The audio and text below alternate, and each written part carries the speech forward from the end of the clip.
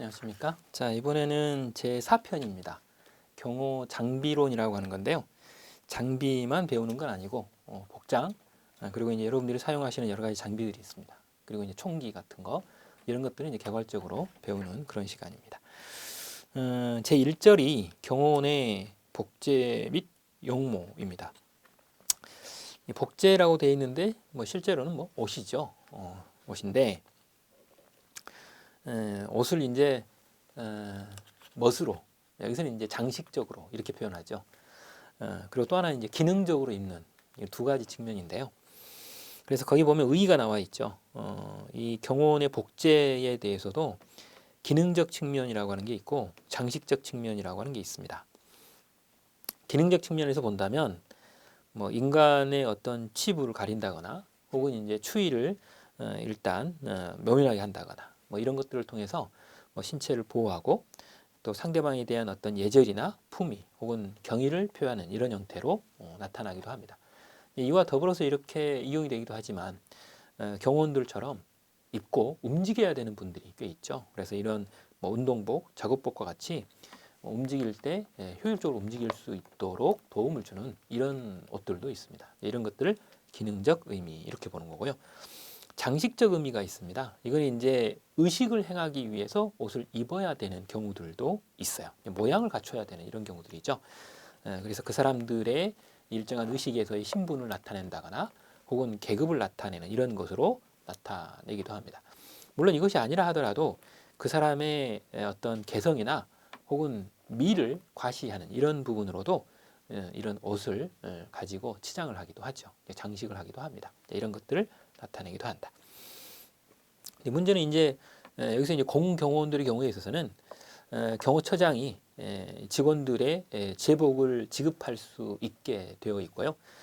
직원들의 복제에 대해서도 필요한 사항은 경호처장이 정할 수 있게 되어 있습니다. 이런 부분들을 우리는 또 생각을 해야 되는 경우이죠. 이게 이제 조문이기도 하고요. 그리고 이제 경찰관인데요. 대통령 경호처에 파견 근무를 나가시는 이런 경우들도 있어요. 경찰 공무원이.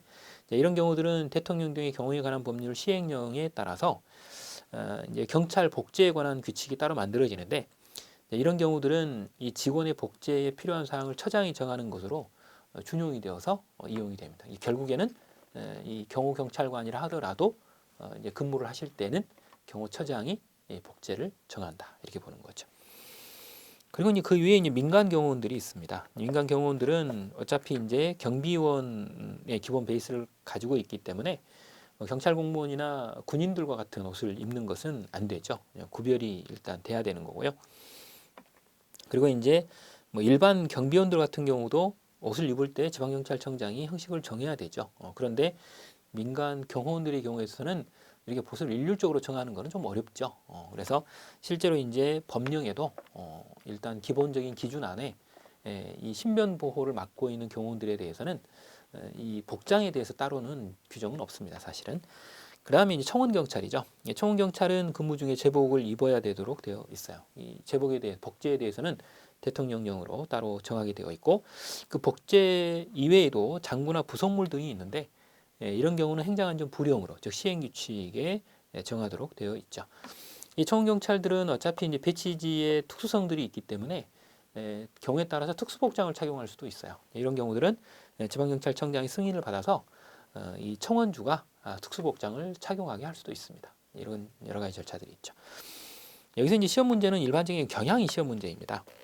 그래서 경호는 항상 복장과 용모를 단정하게 해야 되고 유해 기도자에게 주도 면밀한 혹은 자신감을 일단 과시해야 되는 이런 형태로 나타납니다. 그리고 이제 경호 대상자와 혹은 업무의 상대방에 대한 예의를 갖추어 주셔야 되고요. 뭐 일반적인 경호원들에 있어서는 품위를 일단 유지해 주셔야 되겠죠. 특히 이제 경호원의 복장은 뭐 행사의 성격이나 상황에 맞게 이제 선택을 해서 입어 주셔야 되고 가급적 경호원으로서의 신분이 노출되지 않게끔 착용을 하는 것이 좋다 이렇게 보는 거죠. 그리고 이제 보호색의 원리를 앞에서 이미 여러분들이 배우신 적이 있는데요. 이 보호색의 원리가 바로 주변 환경에 어울리는 복장을 입는 것이죠. 그래서 다른 사람들로 하여금 시선을 너무 끌면 안 됩니다. 그래서 너무 화려하게 입는다거나 혹은 이상한 스타일의 옷을 입는 이런 경우들은 그다지 좋지 않다 이렇게 보는 거죠. 그래서 뭐 일반적으로는 하얀색 와이셔츠에 넥타이를 일단 매고 일반적으로 이제 곤색이나 혹은 검정색의 양복을 일반적으로 입는 것으로 일반적으로 생각들을 많이 하십니다.